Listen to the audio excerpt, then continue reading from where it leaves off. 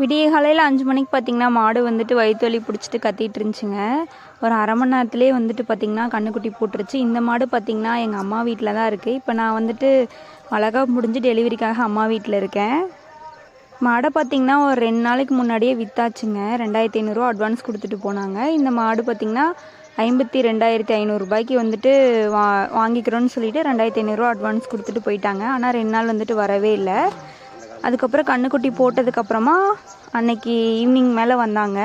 வந்துட்டு நாங்கள் 42,500க்கு தான் பேசணும் அப்படின்னு சொல்லிட்டு 40,000 ரூபாய் கையில் கொடுத்தாங்க. இல்லைங்க 52,500ன்னு சொன்னதுக்கு நாங்கள் 42,500க்கு தாங்க பேசணும் அப்படின்னு சொல்லிட்டு வேணான்னு சொல்லிட்டு நாங்கள் வந்துட்டு அட்வான்ஸ் வந்து கொடுத்துட்டோம். கொடுக்கக்கூடாதுன்னு எங்களுக்கு தெரியாது. ஊரில் எல்லாருமே பேசினாங்க, நீங்கள் எதுக்கு வந்து அட்வான்ஸ் கொடுத்தீங்க, அவங்க வேண்டான்னா போயிட்டு போகிறாங்க, அட்வான்ஸ் வந்து கொடுத்துருக்கக்கூடாது அப்படின்னு சொல்லிட்டு சொன்னாங்க.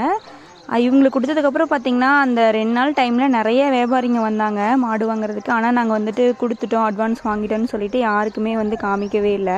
மாடு பார்த்திங்கன்னா 3.5 மாதம் சென்னையில் வந்துட்டு 38,000 ரூபாய்க்கு வாங்கிட்டு வந்தாங்க. அதுக்கப்புறம் கொஞ்சம் செலவுலாம் போக ஒரு 6,000 7,000 கூட லாபம் கிடையாது. ஆனால் இப்போ வந்துட்டு ஹாஸ்பிட்டல் செலவுக்காக தான் வந்துட்டு விற்றாங்க. எங்கள் அம்மாவுக்கு வந்துட்டு விற்கிறதுல உடன்பாடே இல்லை. ரொம்ப ஃபீல் பண்ணிகிட்டே இருந்தாங்க, ஆசையாக வளர்த்திட்டு எப்படி விற்கிறது அப்படின்னு சொல்லிட்டு. அதுக்கப்புறம் பார்த்திங்கன்னா கண்ணுக்குட்டி போட்ட அதே நாள் வந்துட்டு 2-3 பேர் வந்து பார்த்தாங்க.